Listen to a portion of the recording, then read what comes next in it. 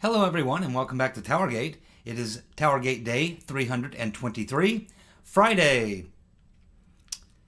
Well, it's Fun Friday. We always love Fun Friday, and we're going to have some fun today, that's for sure. So I'm going to start today's video with, before we get to the day's headlines, I want to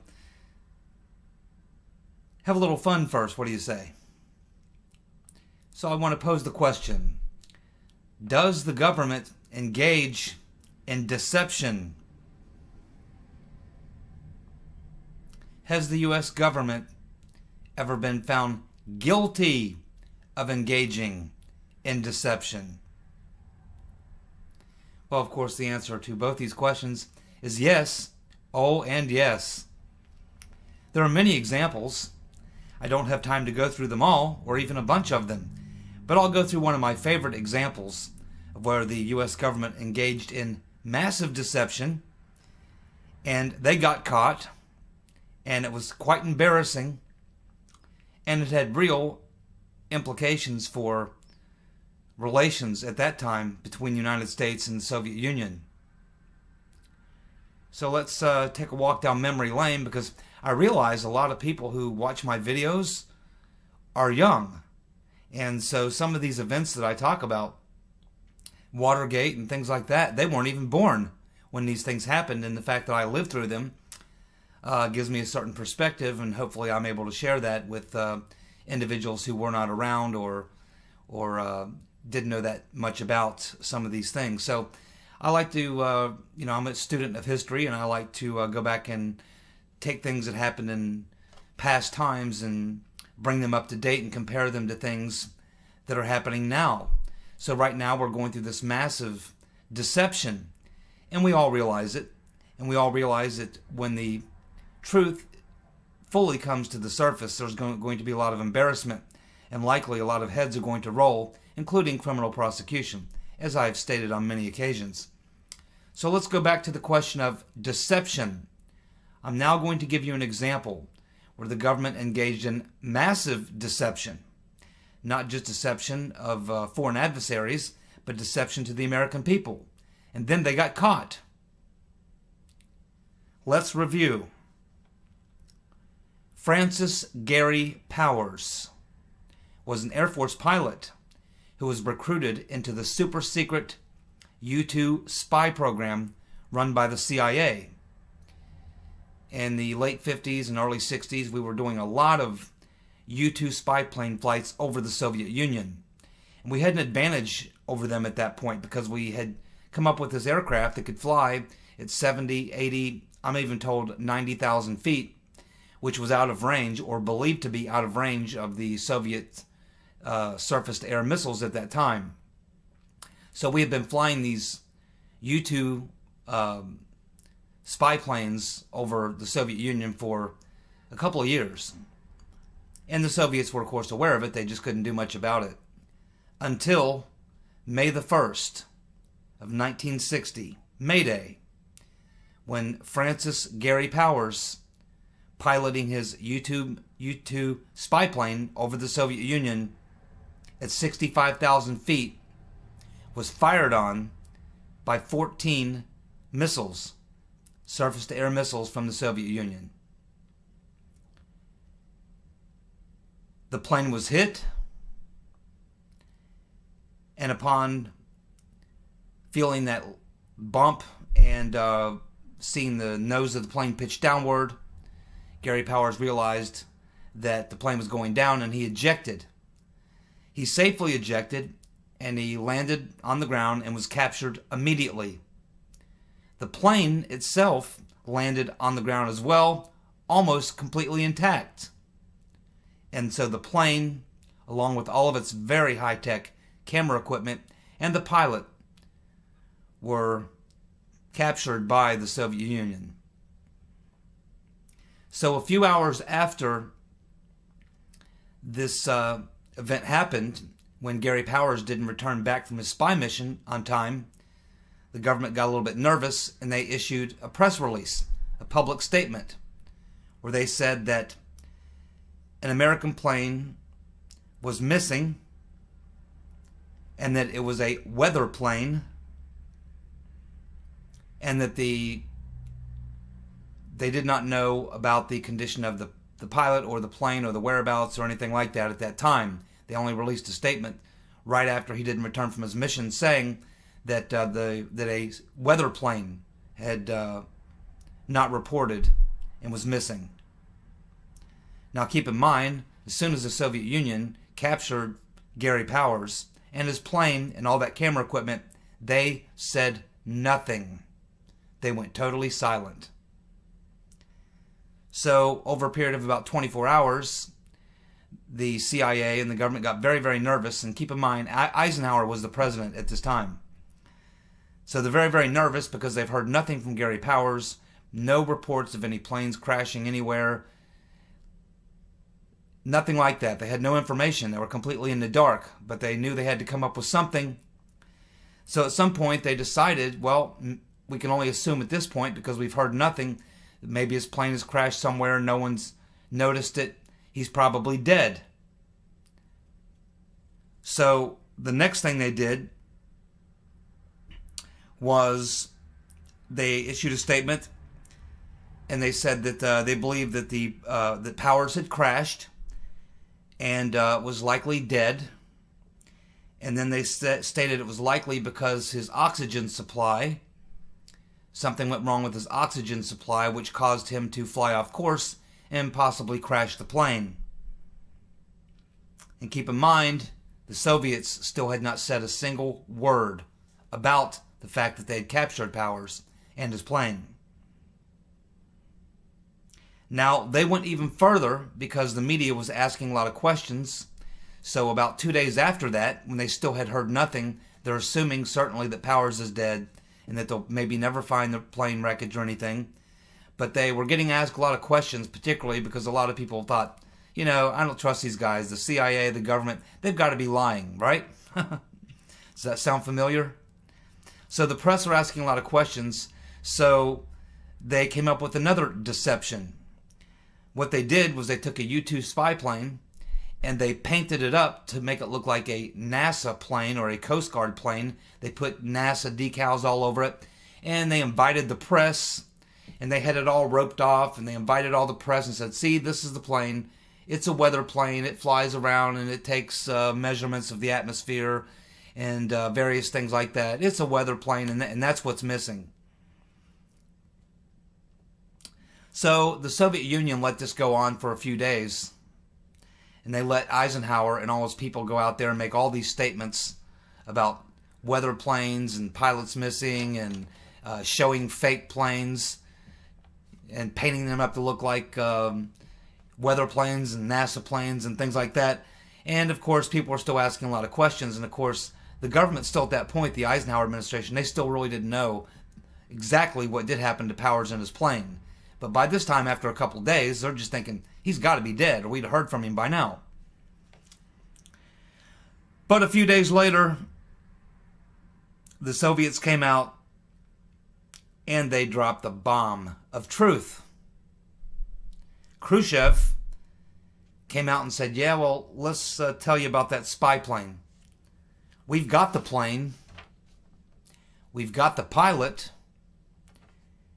And we've got all that fancy camera equipment. Not only that, we've developed the film. And so Khrushchev politely went to the UN, gave a big speech, and produced the film footage that the U-2 spy plane had taken while it was flying over Russia before they shot it down. This, of course, created tremendous amounts of embarrassment for the Eisenhower administration because they were caught red-handed, lying and deceiving the world about their spy program, deceiving the American citizens about what kind of plane it was and what type of mission it really was. They got caught red-handed in an act of deception, lies and deception. Now, it just so happened that this happened about a week before there was a major four-country summit that was supposed to happen. And I'm trying to think, what's the name of this summit? Forget what it was called. It was called the Four Nations Paris Summit. So as a result of this really took the Cold War to another state of deepness, and it caused them to cancel this important Paris series of meetings in Paris that they were supposed to have, which involved the Soviet Union, United States, I think Great Britain and France. And so they had to cancel the meeting because relations had gone down the toilet. Khrushchev obviously wasn't interested in talking to Eisenhower. Eisenhower was probably too embarrassed to even sit across from Khrushchev, knowing the type of abuse he was going to take from Khrushchev about this particular incident. So Gary Powers was found guilty of espionage and sentenced to 3 years in prison and 7 years of hard labor for a total of 10 years. But what ended up happening is we ended up doing a prisoner swap with the Soviet Union. So about 18 months after he was convicted in the Soviet Union, Gary Powers was exchanged for a Soviet spy who we had. So there is a perfect example of the government and the level they will go to deceive, but also proof that a lot of times they screw it up and it causes great embarrassment for them. In other words, yes, they do deceive us, and yes, they do screw up and get caught. In the deep state coup, they screwed up and they got caught. And my friends, as much as we've learned, there's much more to learn. We probably only have 10% of what we're going to finally learn, maybe in a year, year and a half, maybe even 2 years from now. There's a lot to go through. It's going to take a long time to unwind this. And we probably only see the tip of the iceberg. Now, if some of you are interested in this type of spy versus spy type novel, and this is actually a true story, this really did happen. Gary Powers really was shot down in 1960. They really did say it was a weather plane when it was actually a spy plane. The Soviets really did get Powers' plane in the cameras. They really did develop that footage. Khrushchev really did go to the UN and show it to everybody after a week of the Eisenhower administration claiming it was a spy plane, dressing up other airplanes and saying this was the plane, it's a weather plane. All that. It was very embarrassing. But there's a even bigger story that surrounds this. And this story in the Gary Powers incident, there was a movie that was made about 2 to 3 years ago starring Tom Hanks called Bridge of Spies. I highly recommend you watch the movie. It's a very good movie, and it's kind of a docudrama. It's actually based on the true story of really two things. It gets into both the Gary Powers incident, but probably focuses more on the spy exchange and how that all went down and the backstory to that. It's a very good movie, and I highly recommend you check it out if you're into that type of thing. And it's called Bridge of Spies, and I think it came out 2 to 3 years ago. So I've seen it 2 or 3 times. It's a pretty darn good movie if you like that type of movie. So that is basically an example of how the government will use deception, how they do get caught, and I could give you many more examples if I had more time. But that's always been one of my favorite cases of the government lying and getting caught. And that one had pretty serious implications because the Cold War was at a time at that point where a lot of people were very nervous about nuclear war, and that certainly didn't help matters any. Certainly did not. There was no trust between us prior to that, but after that, there certainly was no trust. Now, of course, you know, the Soviets were spying on us too, and we were spying on them. The difference is that the Soviet Union was a completely closed society. You couldn't get into the Soviet Union. We sent 27 or 28 people in there. None of them ever came out. We had a fake defector program. We had people get in there, but the Russians were onto that immediately. Lee Harvey Oswald was one of the people who were participated in the fake defector program. But all they would do is when we have a fake defector, they would just put him to work in some factory doing some menial task and never really expose them to any intelligence. They would be watched like a hawk, and they would never really gain much information other than they could say, well, the Soviet Union's in a pretty bad way. So there's not much food on the shelves at the grocery store. There doesn't seem to be a whole lot going on. Things seem to be pretty bad here.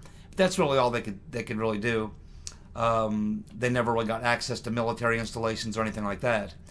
But in the United States, we were an open country. So the Soviet Union, they had spies all over the country. They had spies in our universities, in major corporations, even spies within the government. Thousands and thousands of spies all over the country. And so it made it very difficult for us to spy on them, but it was easy for them to spy on us. And so that's why we had to use the U-2 spy planes. It was the only way that we could really get intel on them was to fly over at an altitude out of the range of their ground-to-air missiles, or at least ways up until 1960. Obviously, by 1960, they figured it out that they needed to get some better surface-to-air missiles that would go to a higher altitude to hit a target, and that's what happened on May the 1st when they hit Gary Powers and knocked down his U-2 spy plane. So there you go, my friends, a perfect example of the government lying, using deception, and getting caught. And that's the period that we're living through now. They lied, they deceived us, and they're being caught. And it will be embarrassing, and there will be a serious price to pay for a lot of people in the deep state. Hope you enjoyed that. Now let's get on to some of today's news. Well, a lot of us have been talking about, we talked about it just yesterday, we're not very happy about the fact that Trump's attorneys say he should testify, or that he should have sit down with Mueller. And I know there's a lot of people who say, and they are correct, to say that Mueller legally can subpoena Trump. He can. He's a special counsel. He has subpoena power. He could subpoena Trump. And I think that's what they want to avoid. I think they would rather have Trump volunteer than be subpoenaed. I get that. But that doesn't mean you allow him to have open-ended leeway to ask anything he wants about anything he wants. And so there's various ways that this can be done, and I think that's what's being negotiated now. But the latest word that we're hearing is that Trump's attorneys have agreed that Trump will sit down with Mueller, but that he will not be under oath. And that's to avoid a perjury trap. Because you could say something that could contradict someone else, another witness, and automatically he could say, well, you know, then you must be lying, and now you've got a perjury trap. So I think that was the big thing that they wanted to avoid, was the perjury trap. So if Mueller will agree that Trump can testify and he will not be placed under oath, just like Bush and Cheney were not placed under oath when they were testified about 9/11. They testified behind closed doors. They were not under oath. And that was not a real question and answer session anyway. So we all know what a front that was and what a sham that was. Just like the 9/11 Commission and the Warren Commission. All shams. So it does appear at this time, as we are here on Thursday evening at about 11:30 p.m. Eastern Time, the word is that Trump will testify, but he will not be under oath. And I still agree with a lot of other people that I would just completely say, okay, I'm not going to testify. Go ahead and subpoena me. I'll take it to the courts. I would run this thing all the way through the courts. Because if you do that, by the time it finally gets to the Supreme Court, by the time it finally gets there, hopefully all these other things that were being investigated will unravel, including Uranium-1 and other things. And Mueller will have lost his credibility along with his entire investigation, and he'll be forced to shut it down. So I would string it out. If it were me, I was his attorney, I would advise him to string it out, to fight it, and to string it out as long as possible, because time is on our side. Because eventually the whole thing's going to be proven to have been a farce. And at some point, it won't matter, because Mueller will have to shut it down, because he'll be busy covering his own ass. That's my take on it. Yesterday, we also talked about why would the FBI and the DOJ, why would they make themselves look so bad by suddenly losing these texts between Peter's been stroking us and Loose Lisa Page, knowing how much blowback they're going to get from that? Why would they do it? And a lot of people suggested maybe because there's something in those texts that are so damaging that it's far more damaging than the political heat that they're taking now. And a lot of people were suggesting that it's because there may have been some talk of assassination. Well, I'm not sure when this popped up on Drudge, whether it was last night or this morning, but I know as of this morning, it was up on Drudge that they're also saying, his sources are also saying, and Drudge has some pretty good sources inside D.C., And Drudge is basically saying that, yeah, it's very possible that there are things within those text messages that they don't want to get out because possibly there's something in there about a threat of violence against the president. Yeah, that would certainly get you to delete 50,000, get rid of 50,000 emails and take whatever heat you have coming, because nothing could be as bad as finding out that there's text messages between these two, maybe even other people, where they talk about some sort of violent action against the president. Yeah, that would be pretty bad. That would be pretty bad.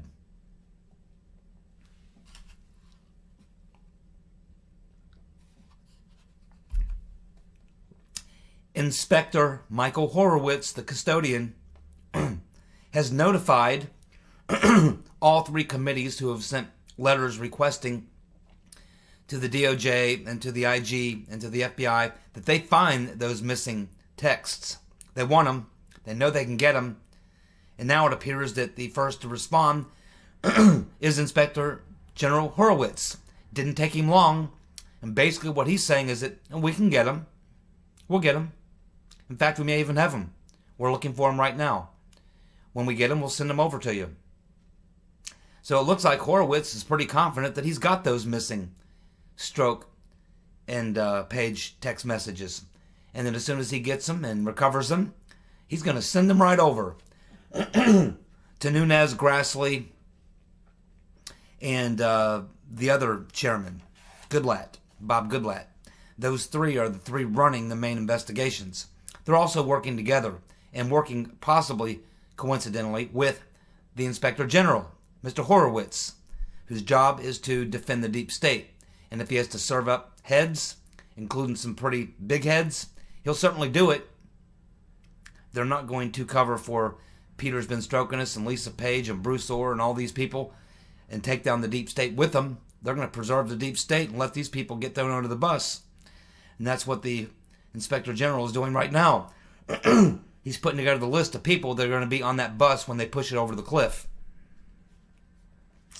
The flaming bus going over the cliff, that's the situation that's coming.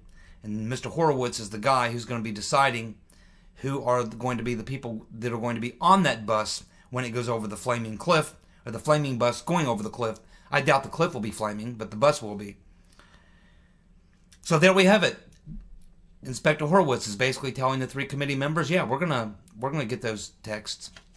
We probably got them, and we'll get them. And if we don't have them already, then we can get them.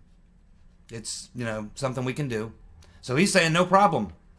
Expect that we'll be getting those texts, and we'll find out. Now the DOJ is also saying that they've got some of those texts, but I wouldn't trust the DOJ because they've probably gone in and deleted or gotten rid of permanently the ones that are really damaging. So I wouldn't trust the DOJ or the FBI as far as I could throw them. Something else that's pretty funny is that both the DOJ and the FBI have responded to this thing with Nunez wanting to put out this FISA memo.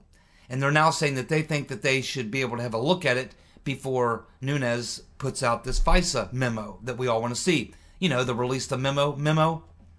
Well, the DOJ and FBI think that they should get to see it first. And basically Nunez has said, no, no, we're not going to send it over to you to look at first. We're just going to release the memo.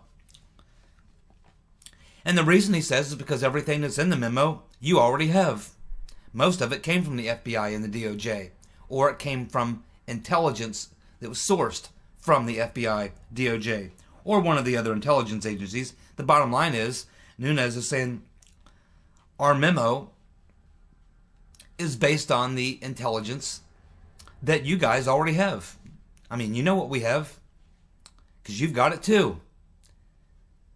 So, very well. Yeah, I wouldn't send it over to them as well. The only thing they're going to do is use it to leak before Nunez can get it out. They'll start leaking things so that they can start debunking things before the memo even comes out to lessen the damage. It's exactly what they'll do. And Nunez knows that. He knows what the game is. And we're now getting our first leak about what may be in the memo. one thing that may be in the memo that's going to be very damaging. Remember, a lot of these members of Congress, when they're talking about this memo, they're saying that it names names.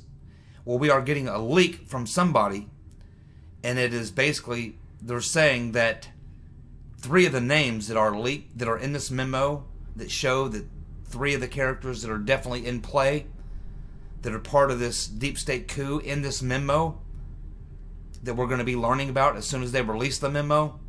The 3 names are the Dishonorable James Comey, Andrew the Zero McCabe, and Mr. Rodenstein. Comey, McCabe, and Rodenstein are going to be named in this memo, and their activities are going to be described in this memo, which are illegal activities. Now we know why Rodenstein went to Paul Ryan and begged him not to not let Nunes release this memo. Now we know exactly why that happened. Thank you so much for tuning in. Friday, Fun Friday, day 323, TowerGate. Thank you so much for tuning in. I'll be back on Saturday for the Saturday weekend edition, and we'll see what happens next. You guys have a good night. See ya. Bye.